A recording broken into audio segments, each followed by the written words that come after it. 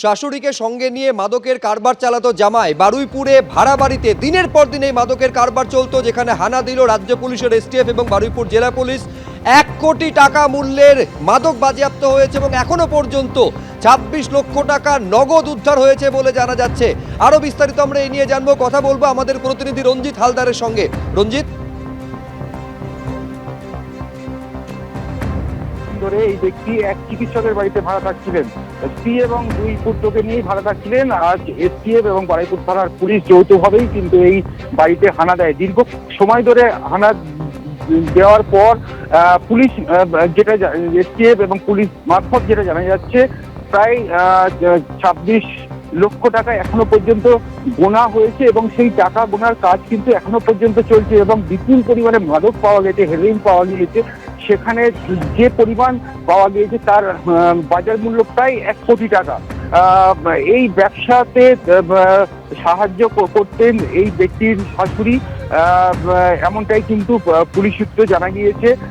এলাকায় এখনো পর্যন্ত প্রচুর লোক জড়ো হয়ে গিয়েছে, এই বাড়ি ঘিরে রেখেছে। এসটিএফ এখনো পর্যন্ত ভিতরে রয়েছে, তল্লাশি অভিযান এখনো পর্যন্ত চলছে, এমনটাই ছবি এখান থেকে কিন্তু দেখা যাচ্ছে। ধন্যবাদ রঞ্জিত।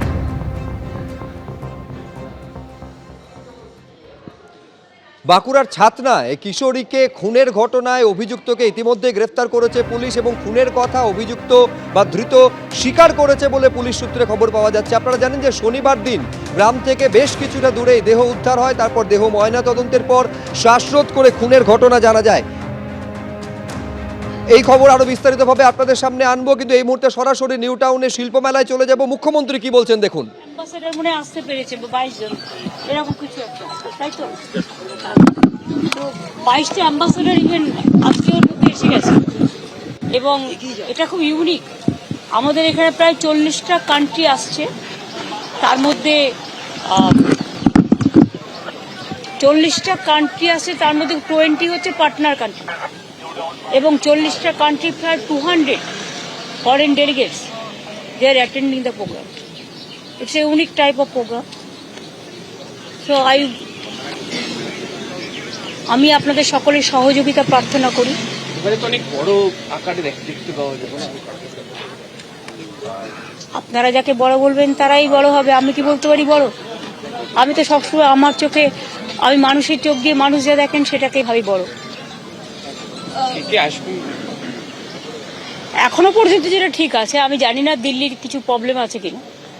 ভুটানের প্রাইম মিনিস্টার তো অক্টোবর মাসেই আমাকে কনফার্ম করেছিলেন, আর হেমন্ত সোরেনও কনফার্ম করেছে, মুকেশ আম্বানিও আসবে, সজ্জন জিন্দালও আসবে, আর আমাদের এখানে সমস্ত captain of the industries all আর, তারা সকলেই আসছে, সকলেই থাকে, যারা প্রতি বছর থাকে, তাছাড়াও এক্সট্রা অনেক আসে।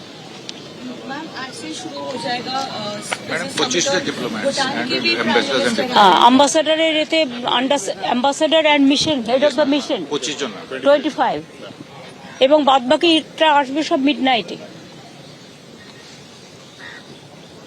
এখন হিট করে শশাঙ্ক হয়েছে এমডি, আর দ্বিবেদী আছে ভাইস চেয়ারম্যান।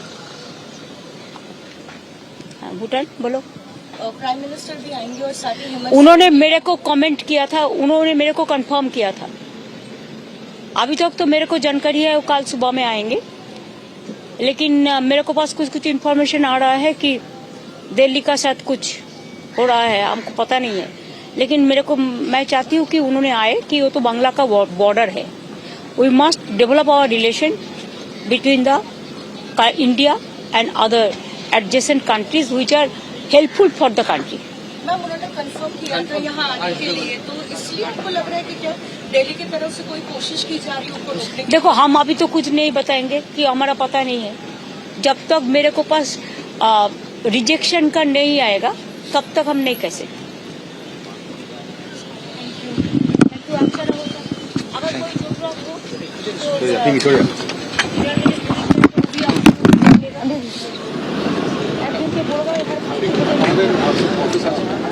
অফিস আছে এখানে, তো যদি কোনো প্রবলেম হলে দেখি।